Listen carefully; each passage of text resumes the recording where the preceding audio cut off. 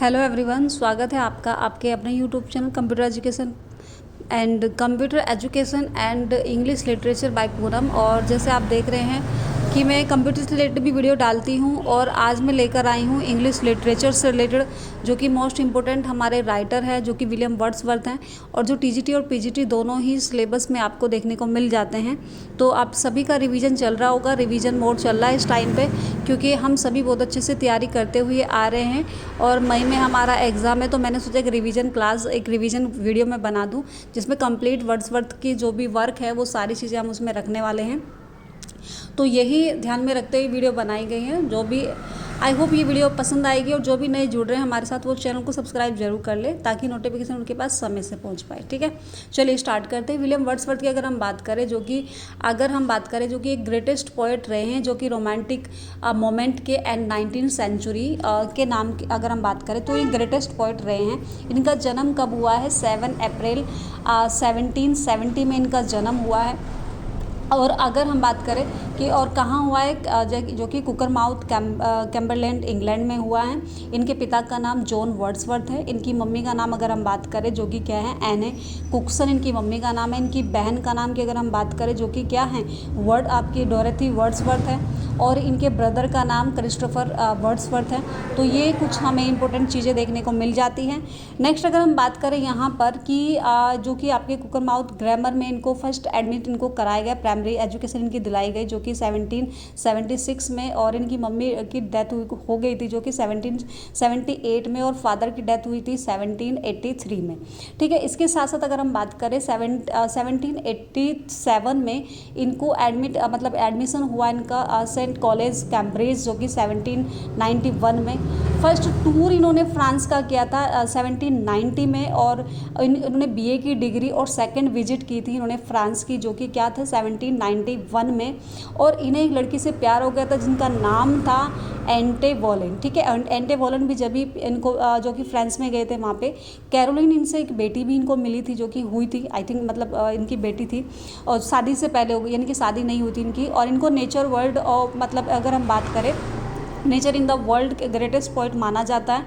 De Quincey ने इनको कहा है हाईएस्ट प्रीस्ट, यानी कि नेचर से रिलेटेड इनको बात कही है, highest priest nature. Wordsworth, Coleridge और साउथे को अगर हम बात करें कि कलेक्टेड जो लेक पोएट्स के नाम से इनको जाना जाता है। नेक्स्ट अगर हम बात करें, Wordsworth is known as the grand lame of lake के नाम से भी इनको जाना जाता है। यानी कि ही वाज अपॉइंटेड, इनको पोएट्स लॉरेट बनाया गया था 1843 में इनको बनाया गया था, जो कि 1850 तक ये रहे थे।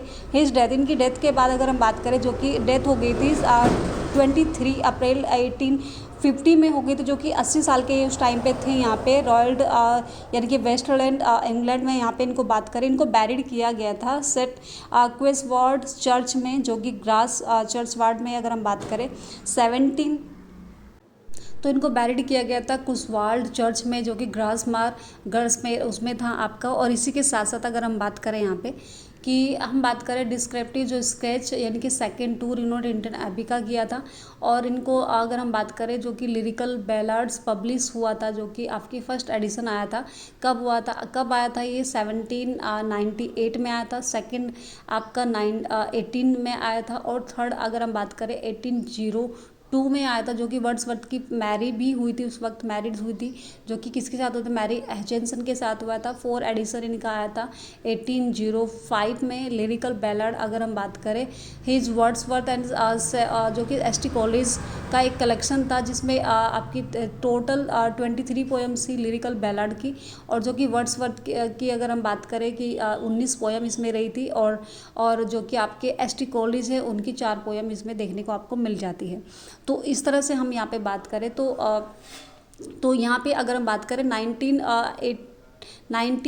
यानी कि अगर हम बात करें 1795 में ये फर्स्ट टाइम उनसे मिले थे एसटी कॉलेज से। उसके बाद ये 98 में इन्होंने वो पब्लिश कराई थी। अगर हम बात करें नेक्स्ट, अगर हम बात करें कि जो कि 1803 जो कि फर्स्ट टूर इन्होंने किया था स्कॉटलैंड का, जो कि किस जो मिले थे, ये किससे मिले थे फर्स्ट टाइम पे, सर वॉल्टर स्कॉट से ये फर्स्ट टाइम वहाँ पे मिले थे, मतलब इनसे मुलाकात हुई थी।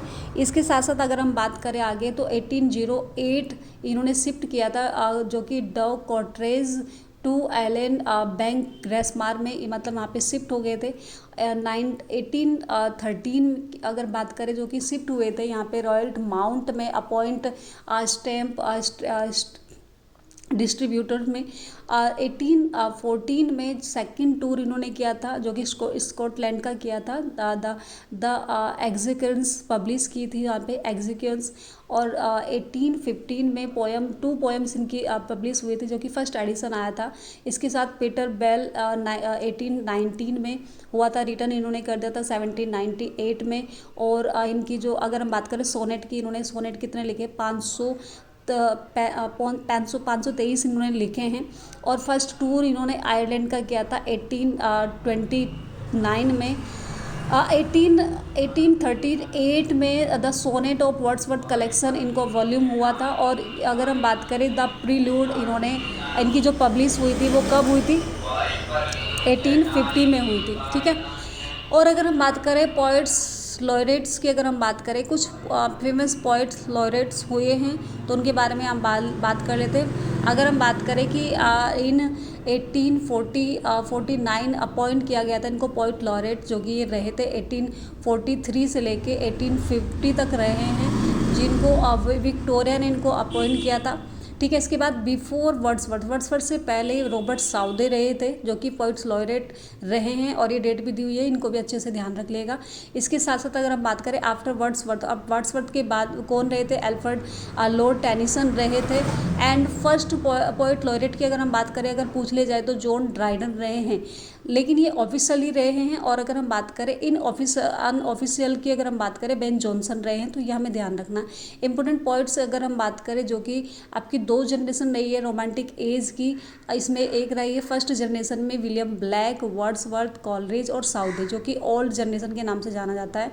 और यंग जनरेशन के नाम से जो जाना जाता है आपका सेकेंड जनरेशन, जो कि पीबी शैली, जॉन कीट्स और बैरन आपको देखने को मिल जाते हैं।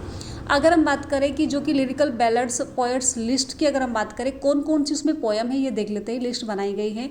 The rhyme of ancient mariner, जो कि फर्स्ट स्टार्टिंग होती है लिरिकल बैलाड की, जो कि आपके किसके हैं, कौन थे, जो कि एसटी कॉलेज की आपकी क्या है यहाँ पे पोएम है। सेकंड पोएम है आपकी द फास्टर मदर टेल्स, जो कि एसटी कॉलेज की है। A line left upon a set a view tree which stands near the lakes of यानी कि एस्ट्रेट, ये इनकी पोएम रही है वर्ड्सवर्थ की।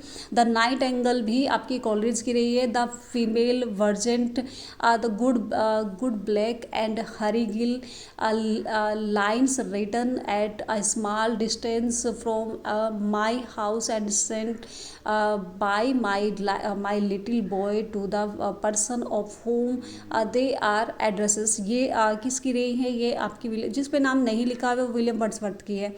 और इसके बाद नेक्स्ट आती है Simon Lee the old huntsman. इसके बाद आती है एनिकोर्ड फॉर फादर्स और we are 7 line written in early spring, the thorn, the last of the flock, the dungeon Coleridge की रही है। The mad mother, the idiot boy, line written near Richmond upon the Thomas at evening. तो ये कुछ ये रही है यहाँ पे। और जो थोर्न है आपकी, जो थोर्न है ये आपको देखने को मिली है, आपकी क्वेश्चन भी आपको देखने को मिल जाती है, जो कि ये पूछा गया था 2021 के एग्ज़ाम में आया था, पूछा गया था इनमें से कौन सी आपकी वर्ड्सवर्थ की वो है। तो इस तरीके से क्वेश्चन आपको देखने को मिला था। Exploration and reply the tables turn and evening scene on the same subject, old man traveling, the complaint of a foreskin Indian woman, the conveyed line written a few miles अबो, यानी कि जो कि Tintern AB है। Tintern Abbey की अगर हम बात करें, जो कि विलियम वर्ड्सवर्थ के सबसे लास्ट की रही है। द राइम ऑन मैरिलिन, जो कि आपकी एस.टी. कॉलेज की रही है, तो आपको देखने को मिल जाता है। ये इस तरह से लिस्ट बनी हुई है। नेक्स्ट अब हम बात करते हैं यहाँ पे लिटरेरी वर्क की, जो कि विलियम वर्ड्सवर्थ का है, क्या कि वो उन्होंने किया है, कौन कौन सी उनकी पोयम है, तो उनके बारे में डिस्कस कर लेते हैं। अब यहाँ पे देख लीजिए, अगर हम बात करें कि जो important work write Tintern Abbey की अगर हम बात करें, इट इज़ वर्ड्सवर्थ पोयम, ये वर्ड्सवर्थ की पोयम है, विच यानी कि अपेयर्ड लिरिकल बैलाड में आपको देखने को मिल जाती है। इट्स कंप्लीट टाइटल्स का कंप्लीट टाइटल्स की अगर हम बात करें, line composed a few miles about Tintern Abbey on revisiting the blacks of the banks of the view during a tour July 1398 में आपको देखने को मिल जाती है। नेक्स्ट अगर हम बात करें, Wordsworth visit the place in 1793 and revisit it in 1798 after a gap of 5 years, यानी कि 5 साल के बाद इन्होंने फर्स्ट जो टूर किया था, जब ये गए थे तो यानी कि 1793 में गए थे, और सेकेंड इन्होंने विजिट जो किया था 1798 में किया था, जो कि 5 साल का गैप रहा था। तो उसी सब चीज़ों में वहाँ पे क्या क्या उसने देखा, किस तरीके से वो सारी चीज़ें थी, तो वहीं मतलब पोएट ने वो सब चीज़ें वहाँ पे बताई गई है, जो कि डोरेथी को वो मतलब वो करते हुए बात बताते हुए वो सब चीज़ें वहाँ पे देते हैं। नेक्स्ट अगर हम बात करें कि एक ओड है, जो कि इंटीमेशन ऑफ मॉरलिटी, जो कि 1807 में लिखी गई है, और इसको यानी कि फर्स्ट पार्ट इसका 1803 एंड सेकंड पार्ट 1806 में आया है इसका। ओड यानी कि अगर हम बात करें इस ओड की, जो कि एक अर्ली चाइल्डहुड के नाम से यहाँ पे अगर हम बात करें, ठीक है, इंटीमेशन ऑफ मॉरलिटी, जो कि from education of early childhood, it is irregular ode. ये इरेगुलर ओड है, जो कि फ्रॉम एड्रेस किया गया है, dignified style, feeling and tone को दिखाया गया है। द ओड यानी कि 1807 edition of poem in 2 volume में इसको देखने को मिल जाता है आपको, जो कि पॉलीमॉर्जर कॉमेंट्स आपको देखने को मिल जाता है। द मोटो मीन्स, इस मोटो का या अगर हम बात करें, let's sing of things are little more इवरेट्स, और लेट्स सिंग यानी कि somewhat lovers loftier nobler song के नाम से आपको देखने को मिल जाता है। नेक्स्ट अगर हम यहाँ पे बात करें, ओड टू ड्यूटी रिटन, जो कि लिखी गई थी 1805 में और पब्लिश की गई थी 1807 में, ठीक है। तो अगर हम बात करें लैटिन मोटो, इसका रखा गया है यहाँ पे, the translation of the motto as no longer good by रिसोल्स but so educated by habit that not only can I do right but that I cannot otherwise than right। The poets यानी कि refer करता है इसमें nature के बारे में, nature functions of, यानी कि जो कि ड्यूटी बताई गई है, he call to duty stern daughter of the voice of god, यानी कि वॉइस की मतलब गॉड की वॉइस बताया गया है, क्योंकि ड्यूटी आपको क्या करती है, आपको मोटिवेट करती है वर्क करने के लिए, तो वो चीज़ इसमें दी गई है। द सोलिटरी ट्रैपर्स के बारे में अगर हम बात करें, जो कि वर्ड्सवर्थ की एक लिरिक है, जो कि पब्लिश हुई 1807 में और कंपोज की गई थी, यानी कि लिखी गई थी 1803 में। द पोएम, इस पोएम में अगर हम बात करें 32 लाइन्स इसमें देखने को मिल जाती है, जो कि 4 स्टेंजा और कंसिस्ट 8 लाइन, प्रत्येक स्टेंजा में 8 लाइन आपको देखने को मिलती है।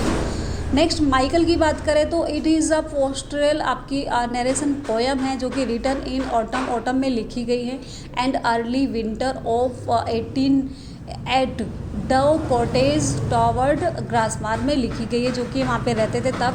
फ्रेंच रेवोल्यूशन की अगर हम बात करें, it is a extracts of 40 line, ये एक 40 लाइन की पोएम है फ्रॉम वर्ड्सवर्थ द प्रील्यूड में इसको मतलब अगर हम बात कर रखा गया है। कंपोज इन अगर हम बात करें, लिखी गई 1804 में और पब्लिश किया गया इसको 1809 में, ठीक है। तो ये चीज़ आपको देखने को मिल जाती है, जो कि आपकी फ्रेश रेवलेशंस में मिल जाती है।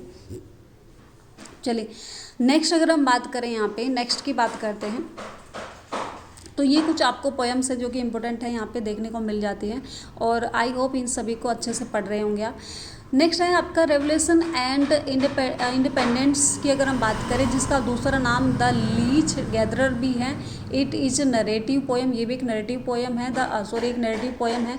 कंपोज एट, जो कि यानी कि टावर्ड यानी कि ग्रेस मार्क में इसको लिखा गया और पब्लिश किया गया इसको 1708 में 7 में, और लिखा गया था 1802 में और पब्लिश किया 1807 में।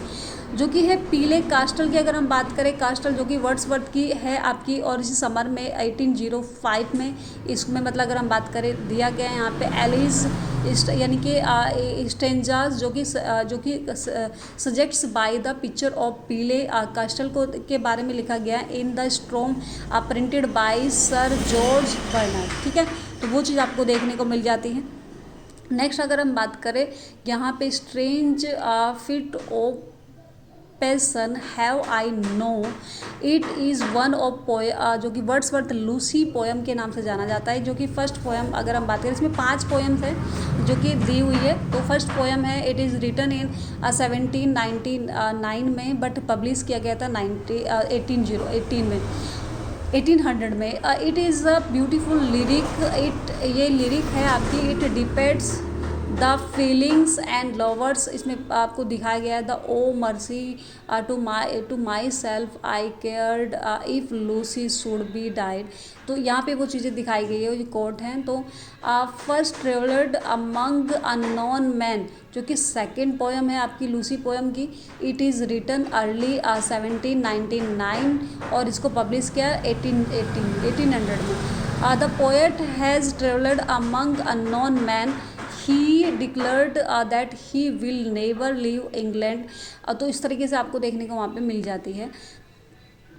सी डिवॉल्ट अमंग द, ठीक है, अनटर्ड वे की अगर हम बात करें, जो कि ये भी थर्ड पोएम है लूसी ग्रे की। तो इसमें वो सारी चीज़ आपको दी गई है इस तरीके से यहाँ पे, जो कि वेरी यंग एंड लिवर, जो कि पोएट अलोन करता है हिमसेल्फ, अपने आप को बताता है। ही शेयर्ड अबाउट लूसी, यानी कि जब लूसी की डेथ हो जाती है उसके बाद पोएट अपने आप को अलोन फील करता है।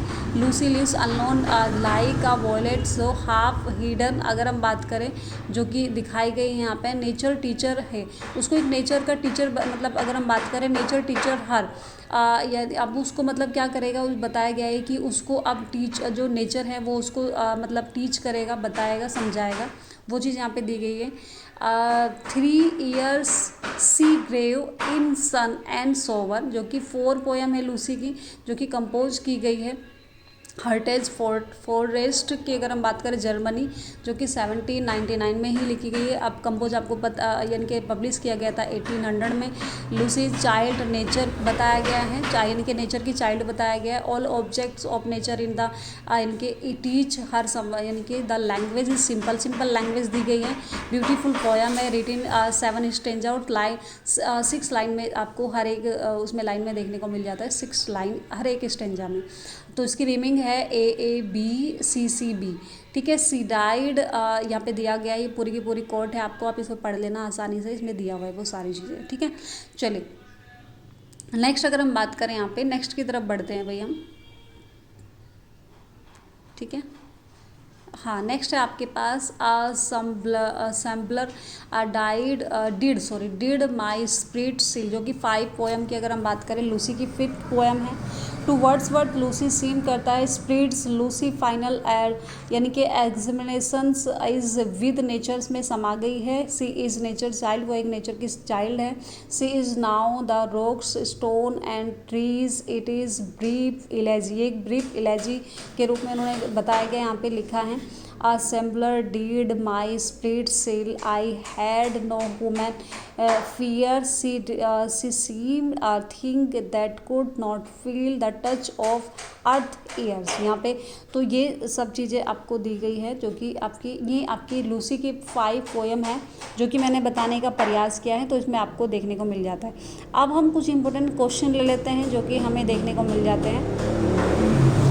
तो आई होप ये क्वेश्चन हेल्पफुल रहेंगे। पूछा गया नेक्स्ट आपका क्वेश्चन है first, romantic age is known यानी कि also known as the, romantic age किस नाम से जाना जाता है, यानी कि अन्य किस नाम से जाना जाता है।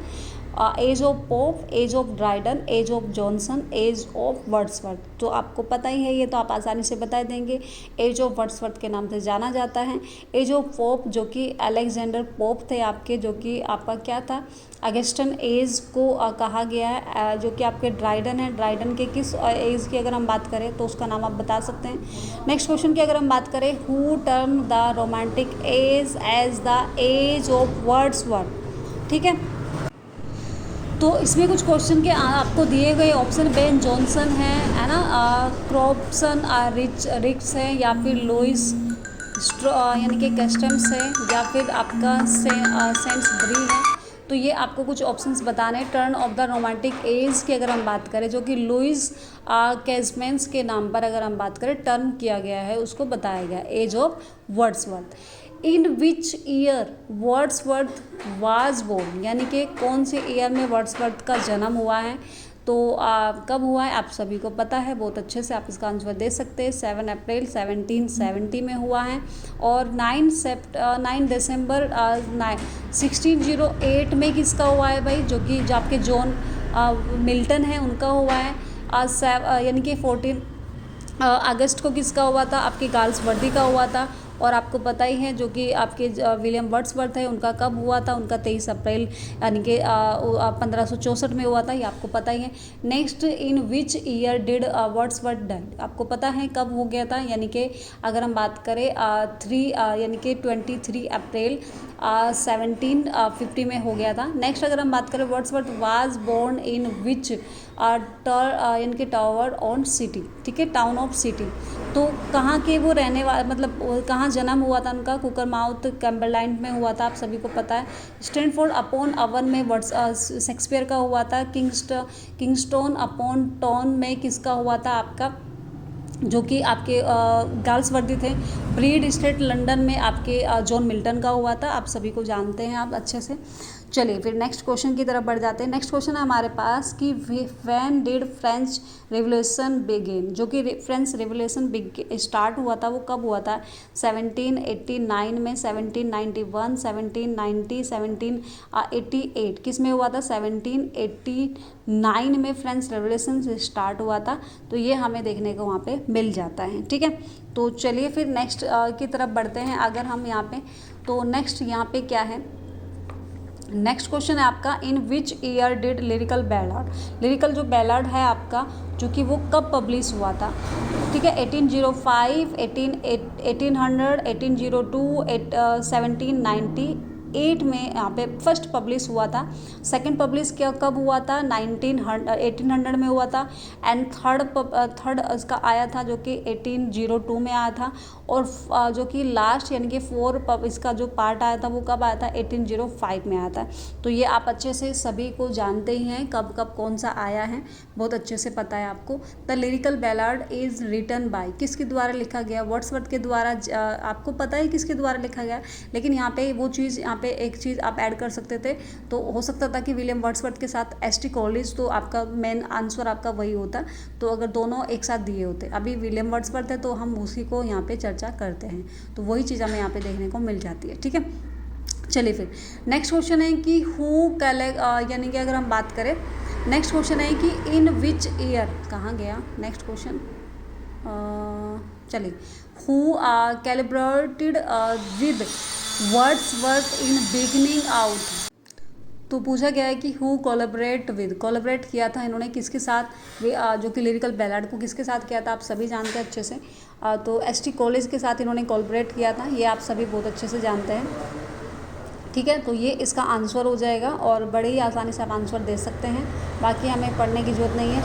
Next, in which year did Wordsworth preface to lyrical ballad, preface जो इसमें अपना प्रीफेस डाला था इन्होंने लिरिकल बैलार्ड में, वो कब डाला था, कौन से उसमें यहाँ पे दिया गया था, तो 1783 में, 1790 में, आपको पता है यहाँ पे किस में किया था, यानी कि 1800 में अगर हम बात करें, सेकंड इसका पार्ट आता है लिरिकल बैलार्ड में, जो कि इन्होंने प्रीफेस अपना दिया था वर्ड्सवर्थ ने, ठीक है, तो वो इसमें शामिल किया था, ठीक। चलिए नेक्स्ट क्वेश्चन की अगर हम बात करें, नेक्स्ट क्वेश्चन हमारे पास कि William Wordsworth made nature the और डैश ऑफ मैन। तो यहाँ पे अगर हम बात करें कि विलियम वर्ड्सवर्थ नेचर को क्या बताते हैं मैन के लिए, क्या वो चाइल्ड, मदर, लवर, टीचर, तो वो टीचर बताते हैं आपको, प्रकृति को यानी कि नेचर को टीचर के रूप में बताते हैं। ठीक है, चलिए फिर नेक्स्ट क्वेश्चन की तरफ बढ़ जाते हैं। नेक्स्ट क्वेश्चन हमारे पास कि विच और रिफ्लेक्टेड्स वर्ड्सवर्थ एटीट्यूड्स टॉवर्ड्स चाइल्डहुड, यानी कि किस एटीट्यूड्स में चाइल्डहुड को दर्शाया गया है, कौन सी पोयम है वो, तो लूसी पोयम है, माइकल है, लॉयडाइमिया है, और या फिर इमोर्टलिटी ओड है। तो किसकी बात कर रहे हैं हम, किसके बारे में यहाँ पे बताया गया है, जो कि आपका इमोर्टलिटी ओड के बारे में इन्होंने यहाँ पे बताया गया है, चाइल्डहुड जो कि टावर एटीट्यूड्स में दिखाया गया है। ठीक है, आप लूसी ग्रे मत समझ लेना। ठीक है, तो इमोर्टलिटी ओड को यहाँ पे दर्शाया गया है। ठीक है भाई, चलिए नेक्स्ट क्वेश्चन की तरफ बढ़ जाते हैं। नेक्स्ट क्वेश्चन है हमारे पास कि who gave a separate life and soul to nature, यानी कि कौन है जिसने ये कहा है कि gave a separate life and soul to our nature, यानी कि लाइफ को आप क्या कर सकते हैं, एक सोल और नेचर आपको जोड़ना चाहिए लाइफ को किसके साथ, यानी कि एक सोल की तरह जोड़ना चाहिए नेचर के साथ, जो कि विलियम वर्ड्सवर्थ कहते हैं ये बात। तो ये चीज़ें हमें यहाँ पे देखने को मिल जाता है। एंड अब नेक्स्ट क्वेश्चन की तरफ बढ़ जाते हैं हम, जो कि हमारा नेक्स्ट क्वेश्चन क्या है भाई, चलिए नेक्स्ट क्वेश्चन है हमारे पास कि वर्ड्सवर्थ रिविजिट ट्रिंटन एबी। ट्रिंटन एबी की उन्होंने रिविजिट कब किया था। ठीक है, तो फर्स्ट आपको पता है कब किया था, फर्स्ट उन्होंने किया था 1793 में, और सेकंड उन्होंने किया था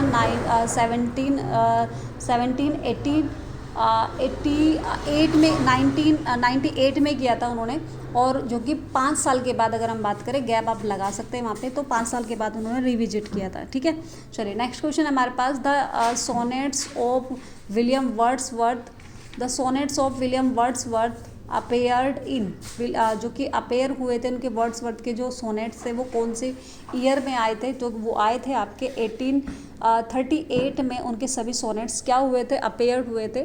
ठीक है, चलिए नेक्स्ट क्वेश्चन की तरफ बढ़ जाते हैं कि leech gatherer is work by, किसके द्वारा लीच गैदरर लिखा गया है। इस तरह के हल्के क्वेश्चन भी आपको देखने को मिल जाते हैं, लेकिन उस वहाँ पे हम कंफ्यूज हो जाते हैं कि अगर हमने नहीं पढ़ा होता ढंग से। तो ये हमें पता है लीच गैदरर हमने विलियम वर्ड्सवर्थ है। Which poem was published after the death of Wordsworth, Wordsworth की डेथ के बाद कौन सा वर्क इनका पब्लिश किया गया था और किसके द्वारा किया गया था, तो आपको सभी पता है, सभी बता देंगे कौन सा हुआ था भाई, जो कि आपका क्या था, जो कि वर्ड्सवर्थ की डेथ के बाद प्रील्यूड, यहाँ पे द प्रील्यूड आपको देखने को मिला है, जो कि इनकी वाइफ ने मैरी हचिंसन ने पब्लिश कराई थी। यानी कि आप देखो ये कब कराई थी भाई, ये कराई थी 1850 में, यानी कि मरने के बाद इनके। ठीक है, the classical poem by Wordsworth, जो इनकी क्लासिकल पोएम है वो कौन सी है। ठीक है, प्रील्यूड है, एक्सकर्जन है, लाउडेमिया है, या फिर टिंटन एबी है। तो कौन सी है, लाउडेमिया इनकी क्लासिकल पोएम के नाम से जानी जाती है। बहुत इंपॉर्टेंट क्वेश्चन है, इसको ध्यान में रखें आप। ठीक है, तो क्लासिकल पोएम के नाम से लाउडेमिया इनकी जानी जाती है। चलिए नेक्स्ट क्वेश्चन की तरफ बढ़ जाते हैं कि Wordsworth got married to Mary Hutchinson is 1802, she was his, वो कौन थी इनकी, तो वो इनकी क्या थी भाई, वो सिस्टर थी, कज़न थी, फ्रेंड थी, या फिर आपकी क्लासमेट थी। तो वो इनकी एक फ्रेंड थी। आई होप ये क्वेश्चन, शायद मैंने कज़न लिखा है यहाँ पे गलती से, लेकिन वो इनकी फ्रेंड थी, जो कि इनकी अगर हम बात करें क्लासमेट के नाम से भी, मतलब वो मतलब इनके साथ पढ़ती थी। ठीक है, तो इनकी क्लासमेट थी और इनकी फ्रेंड भी थी। तो ये आप इसे इग्नोर करना क्वेश्चन के आंसर को, और जो मैंने बताया उसको आप ध्यान रखिएगा। ठीक है, चलिए नेक्स्ट क्वेश्चन की तरफ बढ़ जाते हैं हम। नेक्स्ट एंड लास्ट क्वेश्चन है हमारे पास कि लिरिकल बैलाड ओपन विद, जो कि लिरिकल बैलाड है आपका, वो स्टार्ट होता है जब उसकी फर्स्ट पोएम कौन सी पोएम से स्टार्ट होता है, तो वो आपकी वर्ड्सवर्थ की टिंटन एबी से स्टार्ट होता है, और या फिर कॉलरिज की द राइम ऑफ एंसेंट मारिनर से स्टार्ट होता है, या कॉलरिज की बायोग्राफिया लिटरेरिया से होता है, वर्ड्सवर्थ इमिटेशन ऑफ इमोर्टलिटी से होता है। तो ये मैंने आपको बता ही दिया है।